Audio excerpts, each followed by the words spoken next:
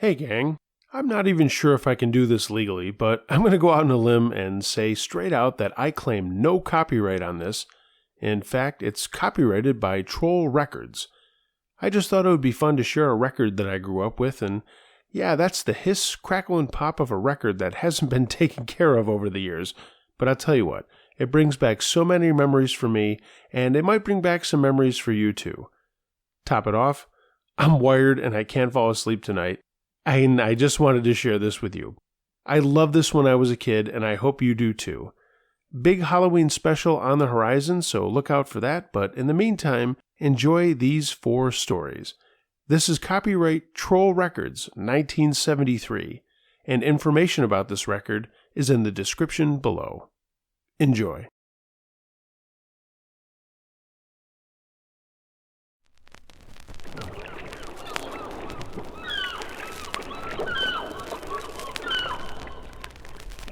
In the summer of 1874, I was in Liverpool, and having finished my business, I felt that a long sea voyage would be agreeable.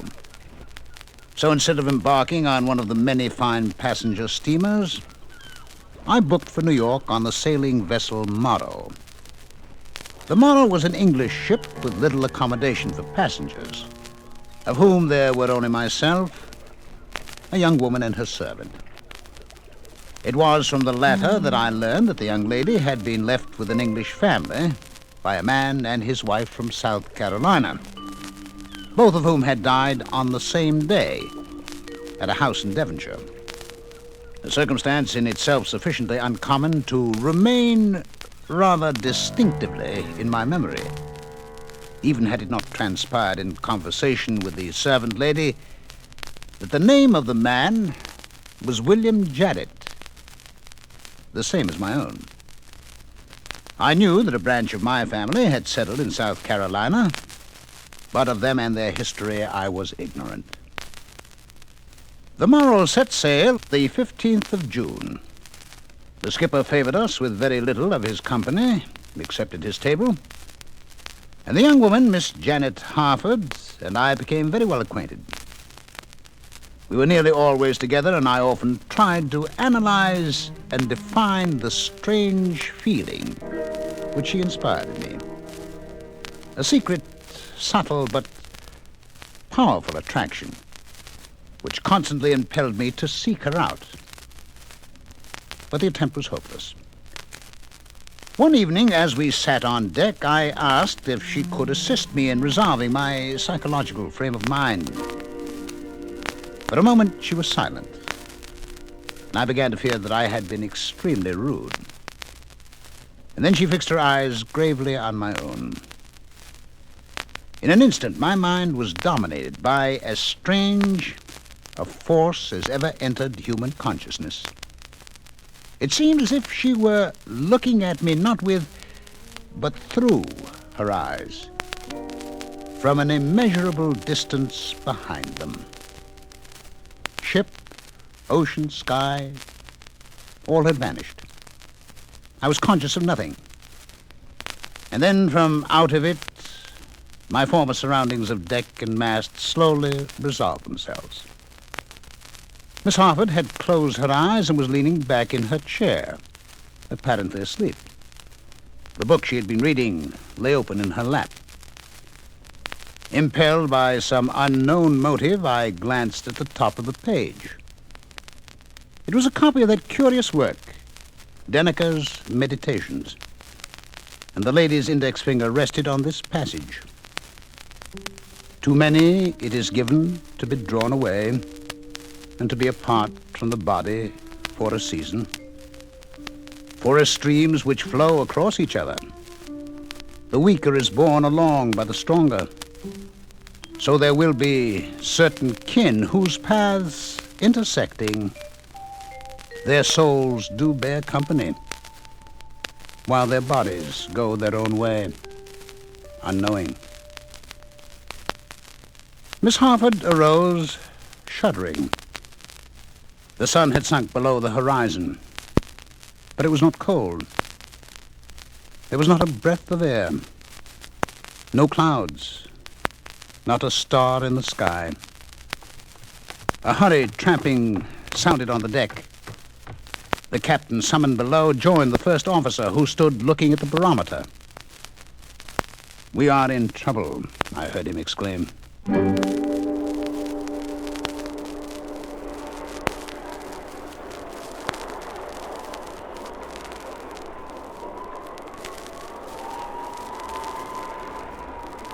An hour later, the body of Janet Harford, invisible in the darkness and the spray, was torn from my grasp by the cruel whirlpool of the sinking ship. And I fainted in the cordage of the floating mast to which I had lashed myself.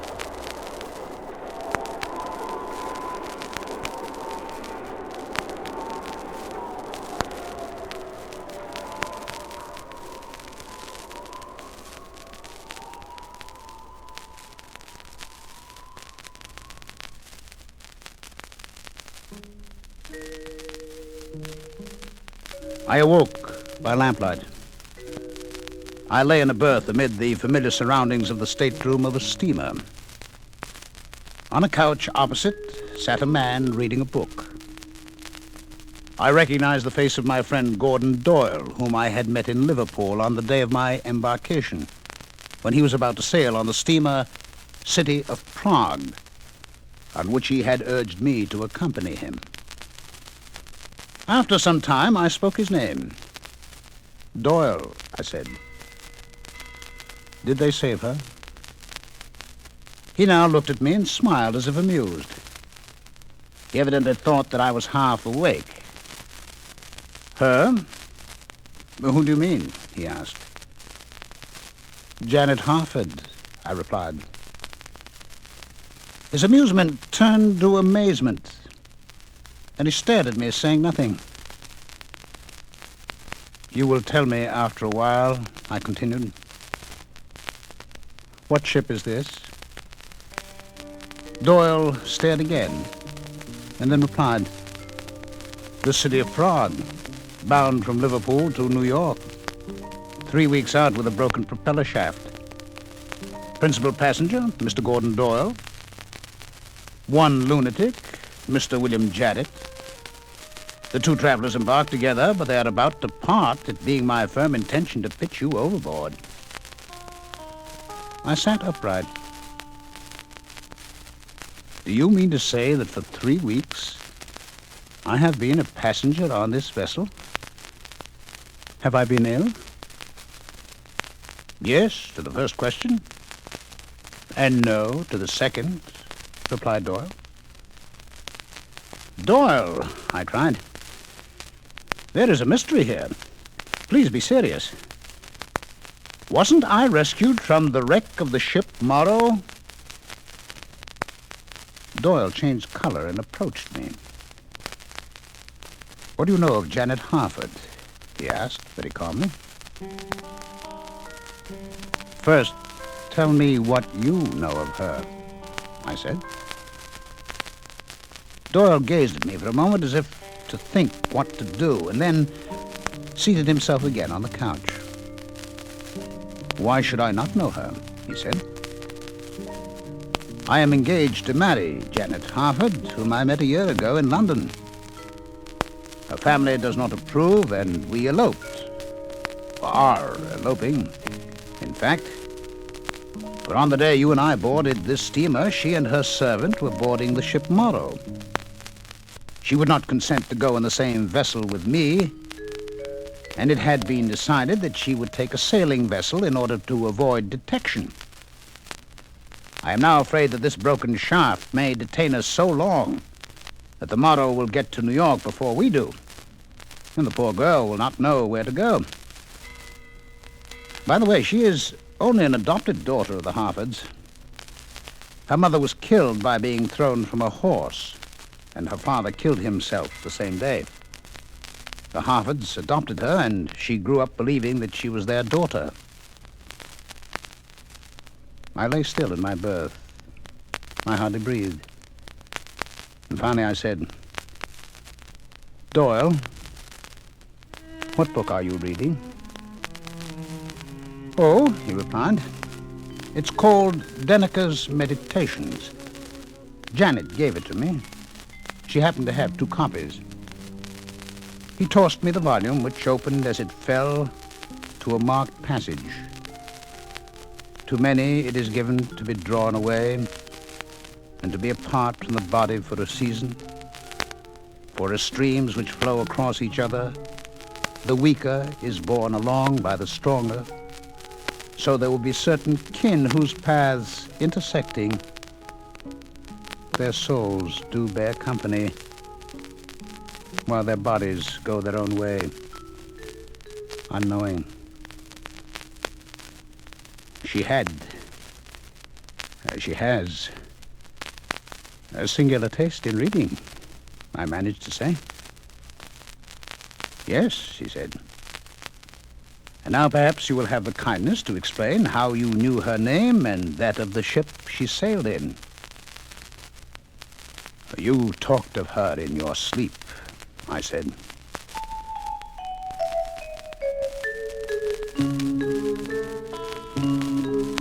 A week later, we were towed into the port of New York. But the motto was never heard from again.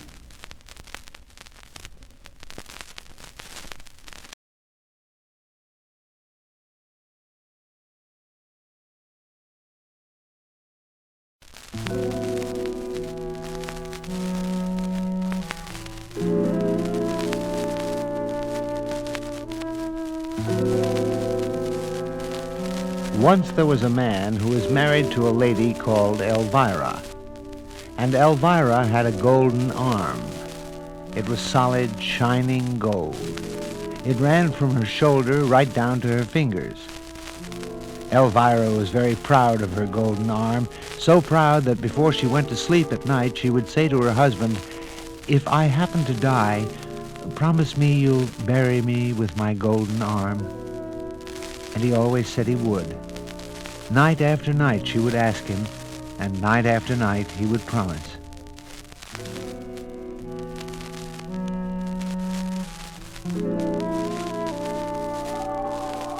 And one night, Elvira died. And the husband buried her just as he had promised, with her golden arm. And life went on for the husband. He was lonely, naturally. He had his work on the farm, he had his friends, but things weren't the same. He couldn't seem to pay attention to his work, and things went from bad to worse. And little by little, he sold the farm animals, then the carts, then the barn. And lying in bed one night, he began to think about Elvira and her golden arm. He thought about what he could do with all that gold. And it seemed a shame that Elvira's arm was buried deep in the ground. And the more he thought, the more he had to have that arm. But he had promised Elvira, and yet he needed the gold in her golden arm.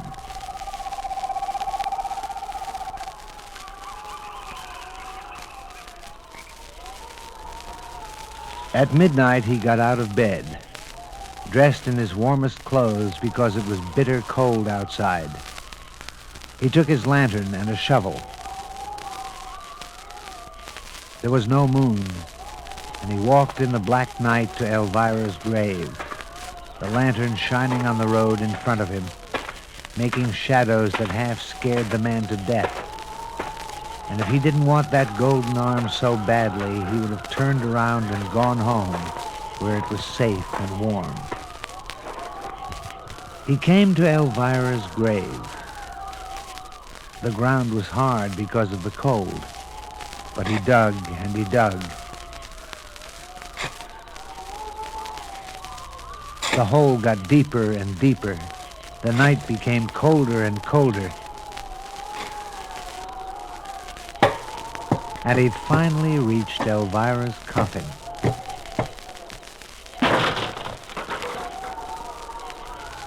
He opened the coffin, reached in, and took the golden arm. He covered up the coffin and fixed the earth around the grave so that no one would know what had been done. It began to snow and hail, and the wind got louder and louder. as the man started back for home with the golden arm under his coat.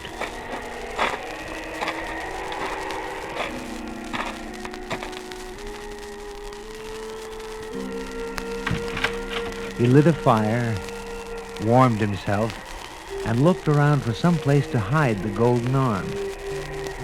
The only place that was safe, he thought, was under the covers of his bed.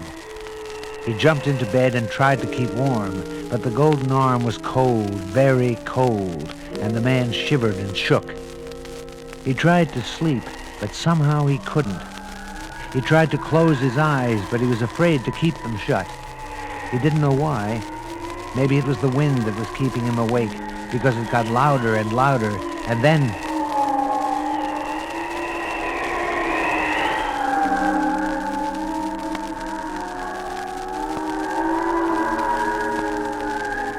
he heard a voice in the wind. It was calling, "Where is my golden arm?" Imagination, the man thought. It had to be, because it couldn't be anything else. But he pulled the covers over his head. He didn't want to hear the sound, or was it a voice? What was it saying? "Where is my golden arm?" He got out of bed to make sure. He looked out towards the road. He could hardly see it from his window. It was so dark out, but the wind carried a voice saying, "Where is my golden arm?" He went to the door to listen, to be sure, and he heard it. "Where is my golden arm?" And he looked into the cellar, and the voice called to him, "Where is my golden arm?" And the man shook and shivered, and to be safe, he went back to bed, and he still heard the voice coming from all around him, from the windows, under the door, under the bed, from the closet, and it cried and called and howled, "Where is my golden arm?" And then...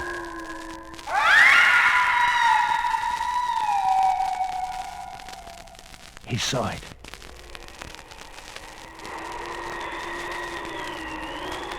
"Where is my golden arm?" At the foot of his bed.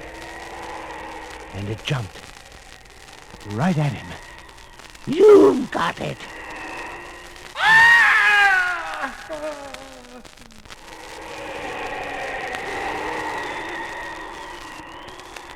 They say that whenever the wind howls late at night, that it's Elvira coming to find her golden arm. Do you have it?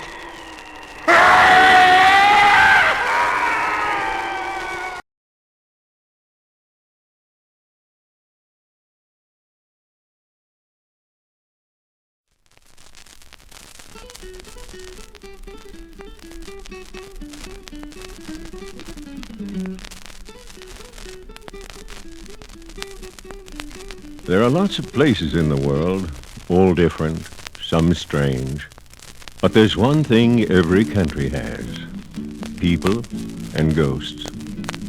And this is a story about a man who played a guitar in a city called Paramaribo in Suriname, which is in Dutch Guiana, which is in South America, which is in the Southern Hemisphere, which is on this world, which has many strange things on it.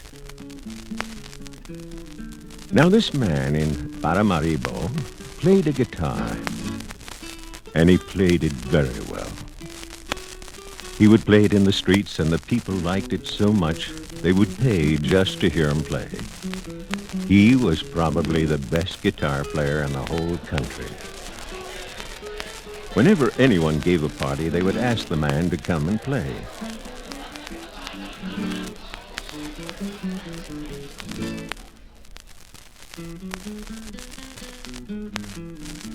And he would play until very late in the night. And then he would walk to a small house, put away his guitar because it was a very good guitar, probably the very best in the whole country. And the next day he would get up, polish his guitar, and go back into the streets and play some more.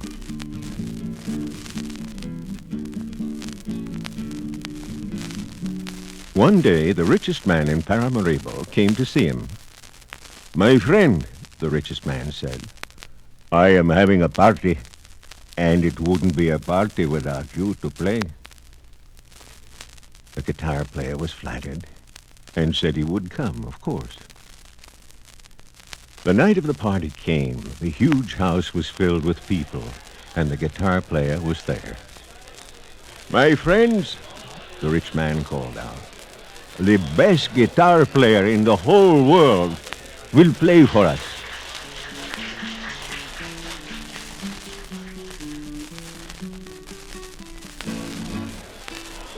He played better than he had ever played before, and he played until it was very, very late. And when the party was over, he walked home. It was a very dark night, and he played the guitar as he walked. He played softly to keep his mind off the dark, dark night. There was a sound from the bushes behind him. He turned and saw a man he had never seen before. "That is a very good guitar," the man told him. "I wonder if you would let me play it." Well, it was dark. The man was a stranger, and the guitar player was all alone. So he said, "Of course," and he gave the man the guitar.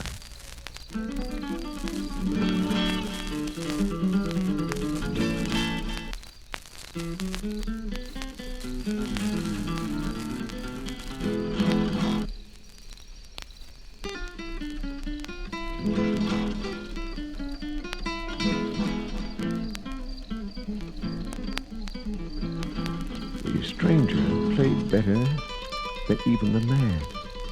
He played it so well that the guitar was amazed. And when the stranger was finished playing, the man told him that he had never heard better playing in his whole life. "Naturally," the stranger said, "I was a guitar player before I died." And the guitar player ran. And the stranger ran after him, calling, "Hey, you forgot your guitar." "Keep it," the guitar player yelled, and he ran. And the stranger ran after him. "Your guitar," he kept calling. And the guitar player ran faster and faster. And the stranger ran faster and faster until the guitar player ran into his own house and slammed the door, lit all the lights, and pulled down all the shades, and then began to wonder if he had really seen what he thought he had seen. Was there really a stranger who had played his guitar? Of course not, he thought to himself. It's all a dream. When he looked for his guitar, it wasn't there. I must have left it at the party, he thought to himself, and finally fell asleep. The next morning, he opened his door to go back to the rich man's house for his guitar.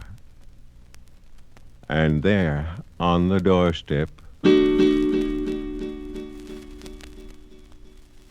was the guitar. "Here's your guitar," a voice said. And the man never played his guitar again.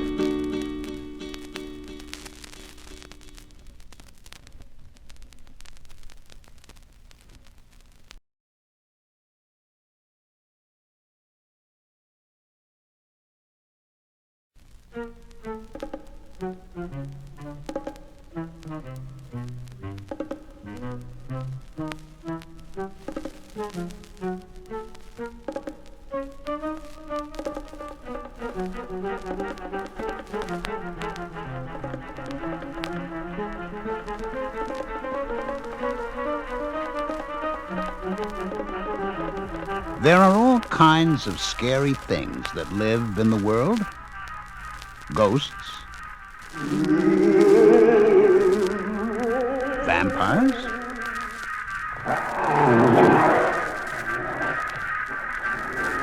werewolves, any number of things. And then there are bogarts. They don't make any special sort of sound. They just, well, they just... And if you really want to know if there's a bogart around, do you really want to know? Well, any sound that is not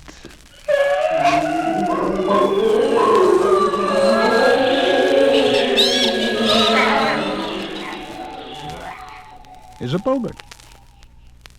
Bogarts live mostly in England. Mostly. They could live in your house, maybe, but mostly in England.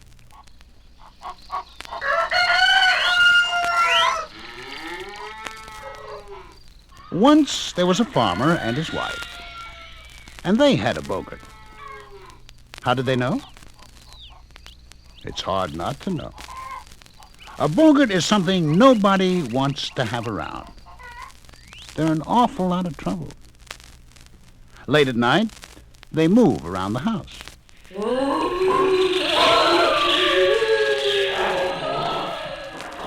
And what they do is they pull the covers off people.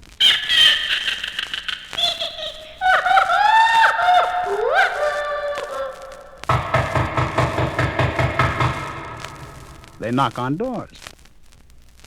And when the farmer would get out of bed to see who was there was no one. Sometimes the bogart would find new ways to get people out of bed. And the farmer's wife would get up to see if the children were all right. Of course they were.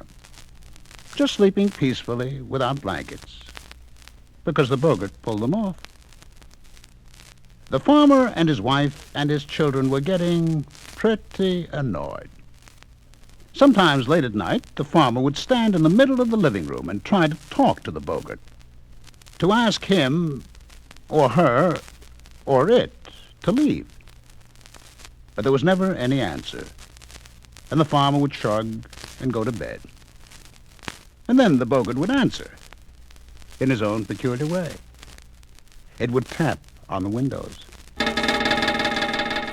It would roll heavy balls across the ceiling. It would slide down the stairs.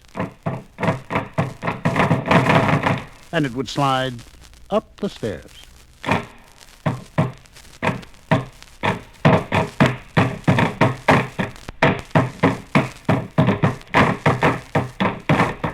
And one night, because everyone, the farmer, his wife, and all the children, tried talking to the bogart, asking it to please go away. Please let them have a night's rest for once. Please find somebody else to bother. The bogart answered them. No, it didn't talk. They don't talk except when it's really absolutely necessary. What the bogart did was this.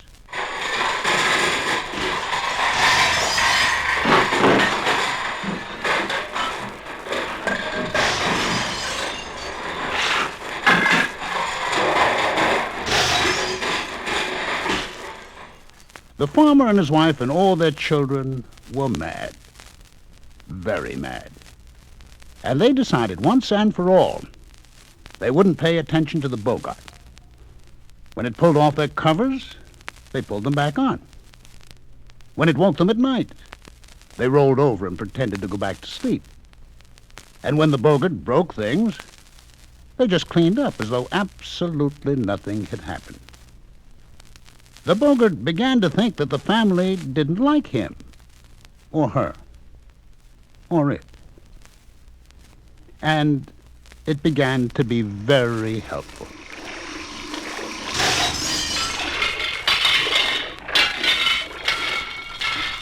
It washed the dishes, sometimes. And because it was what it was, it threw a dish every once in a while.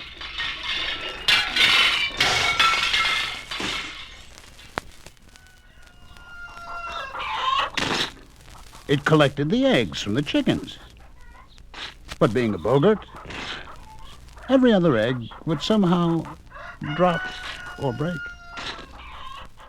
It milked the cows and fed the horses. But a bogart is always a bogart.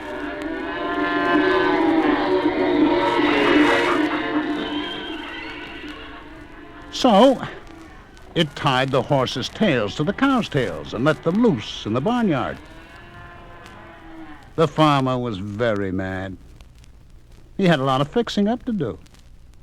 The farmer's wife was annoyed. She had a lot of cleaning up to do. And the children were mad. They had a lot of helping to do. The only happy thing around the farm was the bogart. So happy that he made the cold water in the tub run hot, and the hot water run cold, and went back to all his old tricks.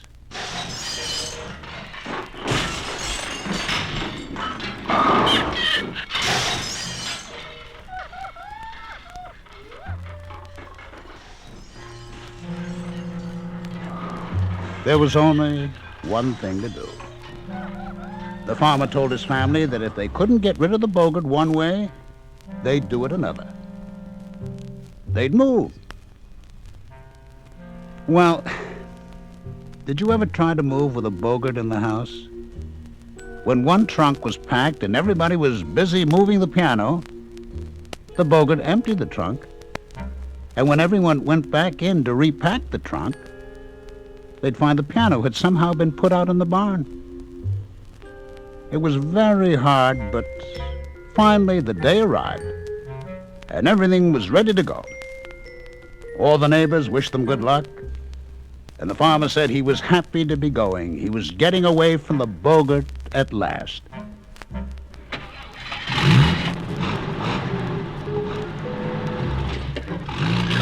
Everyone was in the car, and they were off to their new farm, free at last.